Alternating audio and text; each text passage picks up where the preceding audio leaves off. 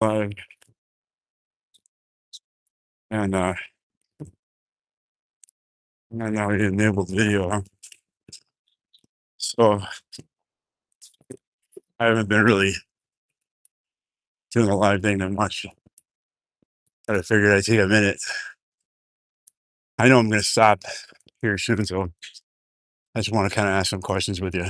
Um, And we get, I don't know if it's, let's go ahead and share it out somewhere.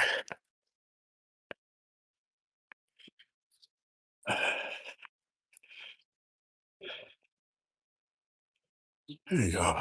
Okay. So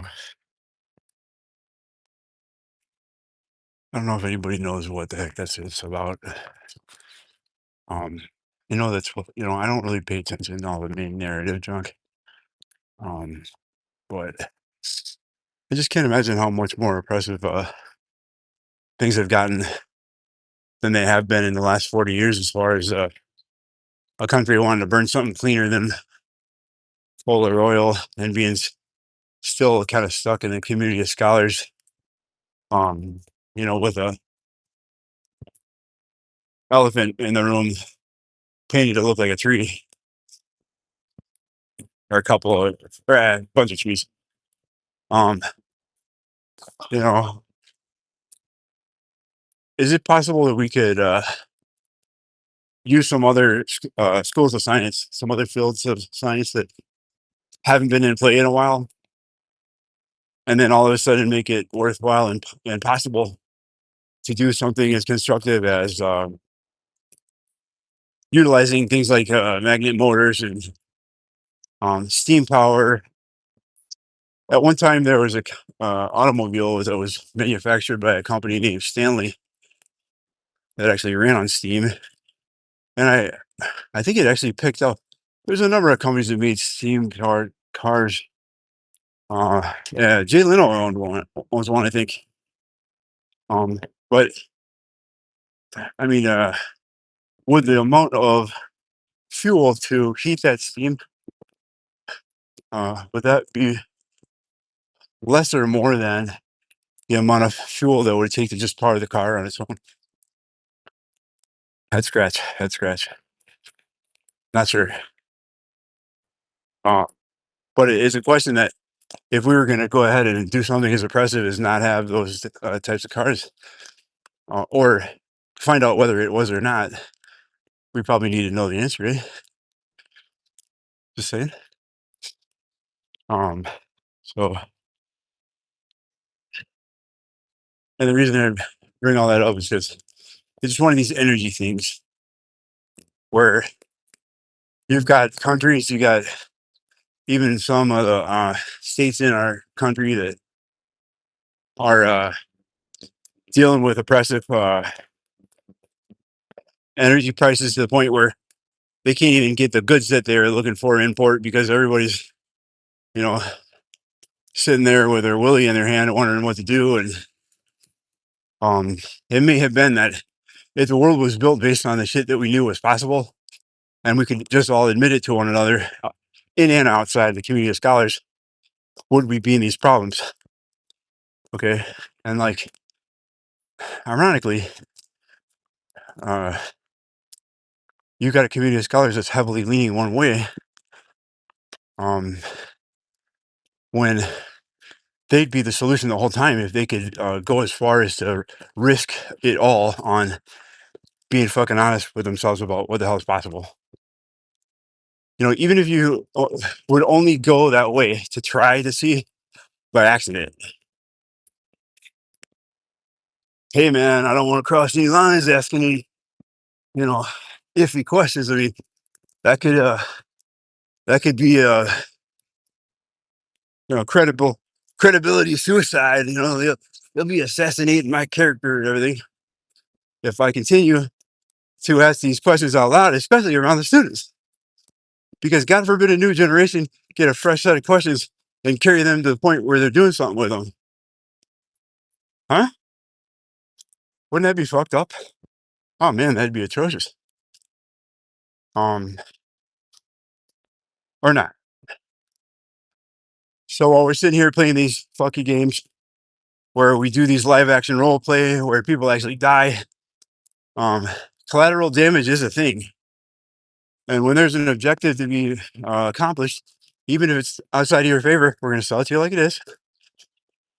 And usually, with not without a little bit of pain first, so that you're asking for the solution, which is part of that Hegelian dialectic thing, right? We're going to reverse engineer what we've got to serve, and make it sound like a good idea by the time you need problem solved, right?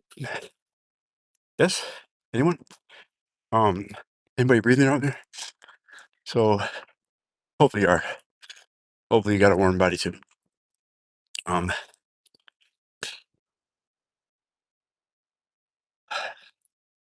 Nuclear. Is it really necessary? I mean, submarines, aircraft carriers. Uh, this might be the most effective way to get it down the road. Um, to this point. However, is it really? Because ask Bill Cooper, ask William Cooper what he saw coming out of the water, and what they wanted to keep him quiet about for so long. He was one of the pioneers of the podcast. He was paying rent on a satellite radio channel for however much time a week or whatnot to talk about the things that he had picked up on in his walk through life. And he wasn't just sitting there selling you a whole bunch of his belief without some kind of thing to tie to. Not all the time. Um, William Cooper. Pretty sure that guy got assassinated for some odd reason. And at some point when you become sort of like a one of these guys that's always getting his character assassinated or whatever, um, that that low hanging rotten fruit that all these people want to pick to throw at you, they become your best defenders in the sense that if anyone is going to care, oh wow, look at this clean surprise. Wow, this is not a just a little bit floor finish, man. Happy birthday to somebody else. That's easily over $100 worth of cleaning stuff there.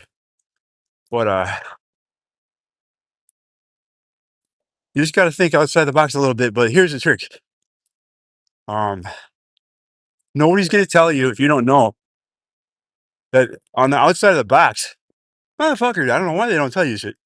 On the outside of the box, it says, in order to get out of box, push up flap and step out. Son of a bitch, man.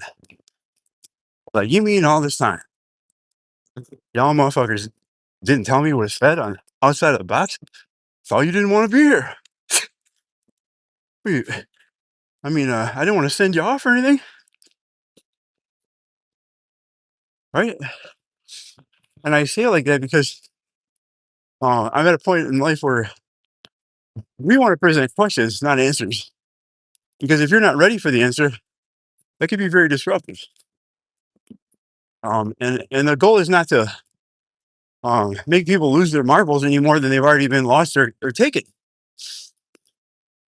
It's to get them to ask the questions themselves and want the answer, so that at least when they get it, they signed up. And I mean, I'm not trying to throw it at you like, hey man, come and get this fucked up answer, but just be ready to own it or don't ask. And when you get that answer, consider the fact you may need to ask a couple more questions in order to get around it on half understanding of whatever the hell you're looking at, just like they do on the news. And don't forget Voorhees. If you're going to Google it, you may not have asked. Okay, you may not have asked. Um, Now here I am with a clown nose on, and a bunch of reasons to be considered less credible than anyone, just on the strength of any sort of ad hominem or just whatever logical fallacy you could throw at trying to make it seem like this guy don't have any thing but a word salad there. Good, excellent. Because if that's a part of the community of scholars, how much credibility do they have to refute anything that's been said then? Outstanding. I really appreciate you guys. It's almost like you're adding fuel to a fire that you're trying to put out. Um, it's a damn shame, man, for something. Um, well, really, what the damn shame is, we got people dying in places that weren't really all that more oppressed than they have been in the last however many years. While countries like Nigeria are, they got all kinds of people, Christian people, being oppressed. People that are afraid to go to and from wherever they would have gone before. Um, and I don't know how good that is. I mean, we had shit in Mali. Um, and let's not forget, like, anyone that ever said we want reparations, this isn't necessarily a for or against you, but have you checked on your ancestors in your you know country of origin there to see how they're doing? And if you have, are you any more or less grateful for what you got? And are you any more or less thankful for the people that came before you to to make it possible that you're here now? Because we may need to check some shit. Okay. And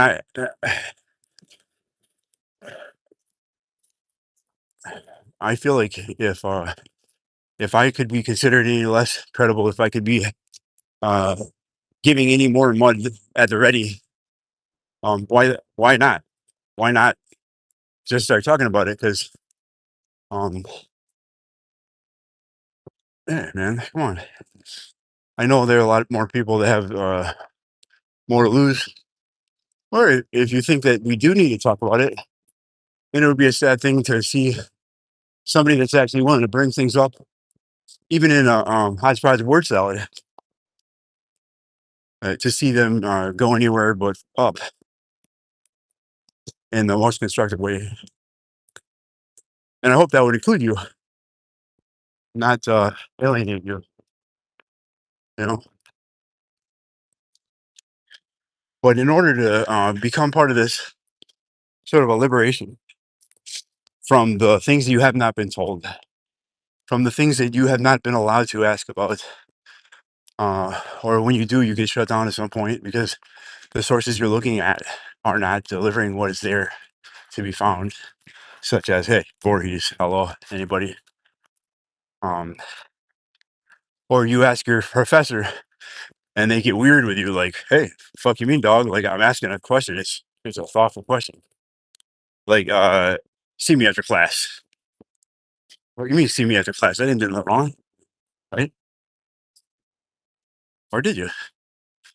And you may want to find out so that if you're you know, mustard stamping somebody's bowl or pissing in somebody's bowl of Wheaties, at least you have an idea you're doing it for next time, so that you can kind of maintain your liberty to do everything else wherever else you go without having certain people that you'd like to have the confidence of um, at least continue at the level you got left off when you piss in their Wheaties without knowing it. And Wheaties aren't that good for you anyway. Don't try to tell them that either. Okay? If if you're ever here and talking to the break room about how they just got tested and they're pre-diabetic, tell them go ask Mike, man. Ask Mike what about that. And he said you should have saved for the shoes, dog. And skip breakfast. You heard of intermittent fasting, man? And if you are a Wheaties eater or any wheat brand eater, for matter of fact, one way that you can mitigate some of the damage is by intermittent fasting. And you may want to read a book or two about it Um, there's one that Dave Asprey wrote. Dave Asprey, called "Fastest Way." I think I read it, but there's a proper way to break a fast, and I guarantee it's not with all four food groups, and it sure ain't with fucking uh, glyphosate laden Wheaties. You know what I mean? Or oatmeal. That's the greatest source of glyphosate you can find, unless you're feeding it to a livestock and then get compounding the issue. Um, so I don't know if you enjoy this stuff. I haven't really got any comments, or people are just dropping their cats off and then going to do other things. That's okay, man. Hey, I like cats. I do. Uh, I'm trying to walk and stuff, or else I play your cats some music. Um, so anyway, back to energy. Uh, Now the reason I've become more knowledgeable about things going on in Nigeria is because I have a friend who calls me his dad, and I guess he's the closest thing to a son I might ever have, or at least for a while. So I try to drop some game on him, and one of them was chunks of game is, hey, start a business in the United States. I'll be your agent. We'll set you up a bank account and make it so that you can take in U.S. dollars, and that way you can alleviate the issue of not having hardly any pay platform to accept payment from your customer because of all the scammers and stuff over there. Now he was one of those scammers, and he chose to go the other way when we connected. Long story short, um, a very long story short. All right, so he's my first source of information for how things are going, how things are feeling in Nigeria, and it's not just a sense of caring about him, but also understanding that the things that they tell you are a problem on the TV aren't always the greatest problem in the world. It's just whatever they're trying to sell you comes before or after. I mean, oh shit. Oh, you wouldn't have the solution before you had the problem, would you? I mean, it almost seems like you're trying to give it to us. And if that's all it was, then wouldn't you want to sell me a good problem?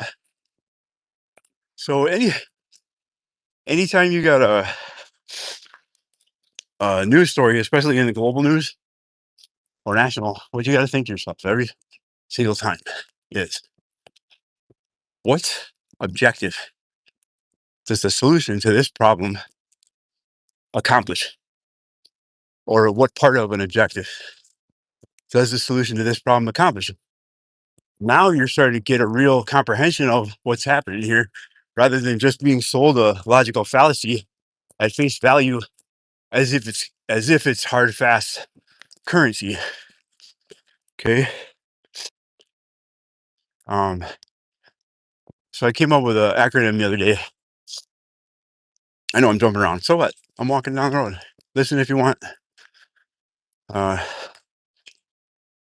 It's honor, innocence, grace, and what was the other one? I always forget it. Honor, innocence, grace, and honesty. Okay. And if you think they're all the same, you high. You high. Okay. Sorry to tell you that if you didn't know.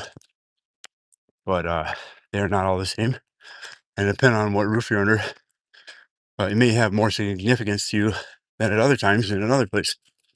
And it may even be injuring to you not to be able to thoroughly tell the difference, or however you want to call it.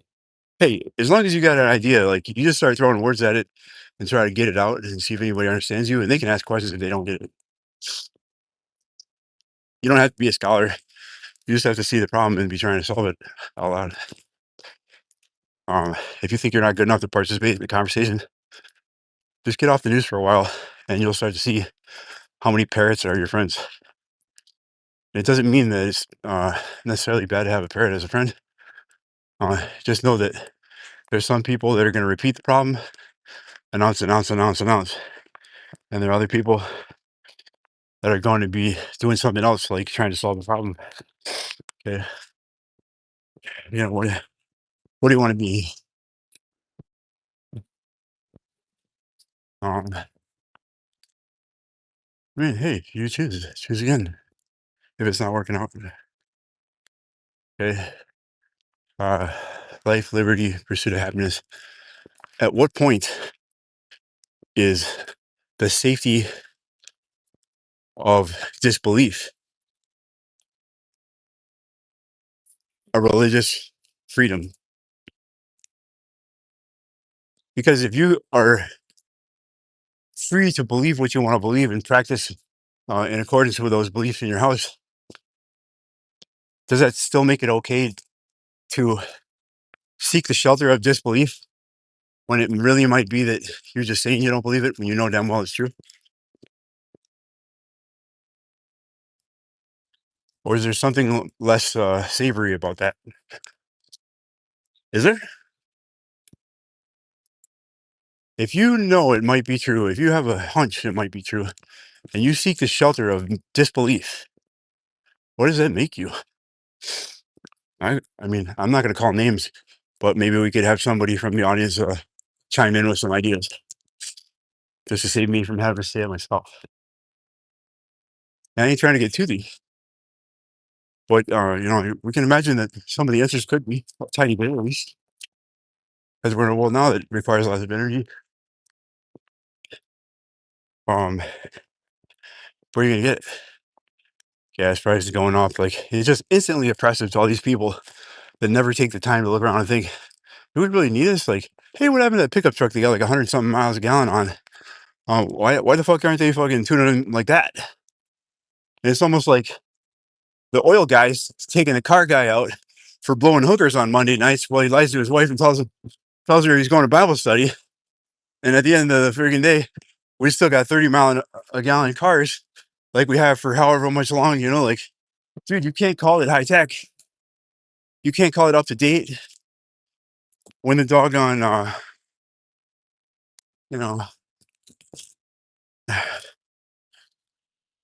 when what we know is not what's fully employed in terms of the possibilities being realized. Okay. And that's why I'm saying, at what point is the shelter of disbelief something else entirely, insofar as something to be included, like in the pursuit of happiness and like liberty, whatever, how they go. All right, well, I talked way longer than I wanted to, but not because I wasn't saying something. And if you picked any of it up, please leave a comment, share with a friend.